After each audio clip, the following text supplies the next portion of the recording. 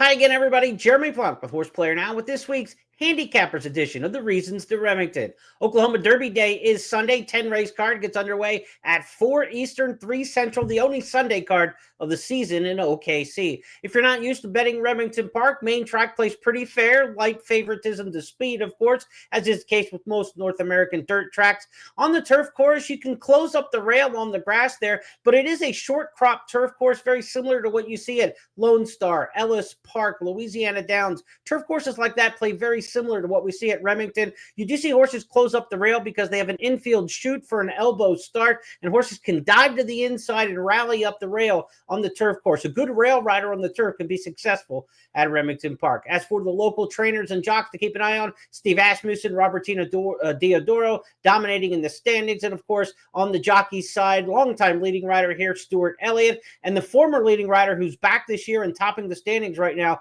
the red hot Ramon Vasquez. Those are the four guys to watch, obviously, among the locals. Let's get handicapping. Go right to race number 3, and we start things off in Stakes Company with the Remington Green. Race they've been running there since the opening of the track back in the late 1980s. Remington Green on the turf. Number 1, Segoy, the one you want to watch and hear. Trainer Mike Makers brought 19 horses to Remington Park since 2014. 10 of them have won. 5 have run second, all in Stakes Company. Segoy gets local leading jockey Stuart Elliott. We talk about a good run up the rail on the turf course. Be on the lookout. Segoy, my top choice in race number 3.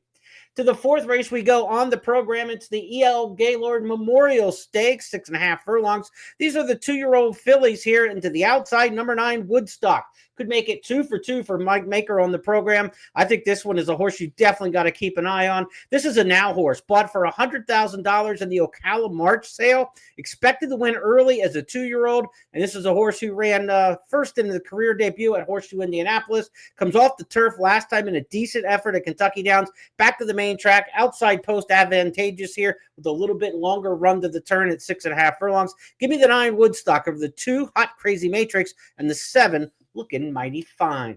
Race 5 is the Randricks Memorial, $75,000 on the turf. Number 3, Sabalenka in from Kentucky for Joe Sharp. Could get that inside rail rally on the turf that we talk about. Luis Saez gets the mount. He's won 2 of 6 local mounts here, shipping in twice in past years on Springboard Mile Day at Remington Park. He'll ride his first Oklahoma Derby later in the card. Luis Saez, Sabalenka, top choice for me in this race that has a lot of pace. Neon Beach will be one of the favorites in here, rallying from off the pace. This horse liked the turf at Lone Star, should like it at Remington. For Steve and Eric Asmussen. 6th race, the David M. Vance, named for the original general manager of Remington Park. 6 furlong sprint, good one in here. I'm going with number 5 to get the prize, Surveillance. This is an 8-year-old. This horse is claimed for $75,000 last time out by you know who, Mike Maker. I think he's sitting on another big day at Remington Park. He gets Jose Ortiz to ride. When you claim an 8-year-old for $75,000 in Saratoga, you have immediate plans for them often. I would expect Surveillance to be on his toes, ready to go. His past running lines include horses like Bookham Dano and Crazy Mason. A class drop for Surveillance. He'll be the horse to beat. I'll use him in some exactas with the 1, 3, and 6 underneath, but it's all about Surveillance in race number 6. Race number 7 is the Clever Trevor Stakes, named for the first Oklahoma Derby winner. Of course, in 1989, he went on to run second in the Travers behind the great Easy Goer. Clever Trevor Stakes here. I've got number 7, Express Kid on top. This is a horse in from Prairie Meadows, and if you look at that Prairie Meadows freshman stakes, he ran second in there, bookended around 2 horses where the first and third place finishers are both already multiple stakes winners. That was a much better addition to the Prairie freshman than you might expect. I think Express Kid with red hot riding Ramon Vasquez, the horse to beat in the Clever Trevor Stakes. Give me the 7 over the 3-9 in race number 7. The inaugural $250,000 Great West Turf Sprint next up in race number 8. I give a long look in here to number 2, Mustache. This is a horse who does not like the course at Kentucky Downs. Draw a line through those races. The Ellis Park races are what you want to check out with this Vicky Oliver trainee. Ellis Turf plays very similar to Remington's Turf, and Mustache runs great on the Ellis Park Turf course. I think going to relish it here under Jose Ortiz. Local turf sprint ace. Dark Afternoon breaks right next door. This is a highly competitive field in here. Number 8, Usually Wrong for trainer Robertino Diodoro, is one who's run well at Lone Star. Again, another turf course that plays very similar to this. And you're looking at a horse who's red hot, 6 for 7 lifetime. Usually Wrong, and Diodoro, who just last week lit it up at Remington, winning with 8 of his 10 starters. 2-8 to me are the top players here in the Great West Turf Sprint.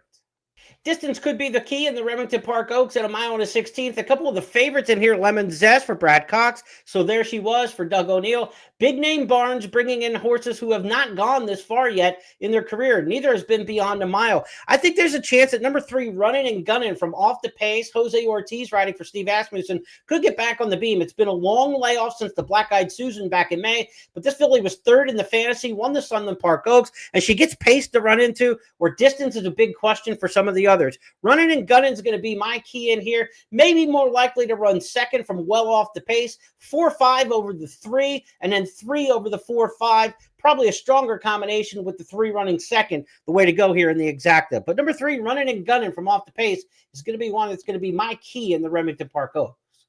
And now the big one, the Oklahoma Derby for the 37th time. Favorites 12 for 36 in the Oklahoma Derby overall. We lose the favorite Cole Battle due to a scratch in here. Trainer Lonnie Briley said he just wasn't up to himself. He's taking him out of the field. So 7 entered at the time of our recording of this podcast. And for me, it's about Iron Dome the 2 and Bracket Buster the 4. I think these are the 2 clear-cut players in this year's Oklahoma Derby. I'm leaning towards Bracket Buster in here for trainer Vicky Oliver, coming off a 2nd in the Travers Stakes. I know he got beat the length of the stretch by Sovereignty in that race. A lot of horses do. But when you look at the rest of the field, he was more than 10 lengths ahead of Magnitude in there and in the Travers Stakes. And when Magnitude came back last week in the Pennsylvania Derby, he ran a good second to Baeza in that, underscoring his quality. So beating Magnitude by 10-plus lengths, I think, says a lot.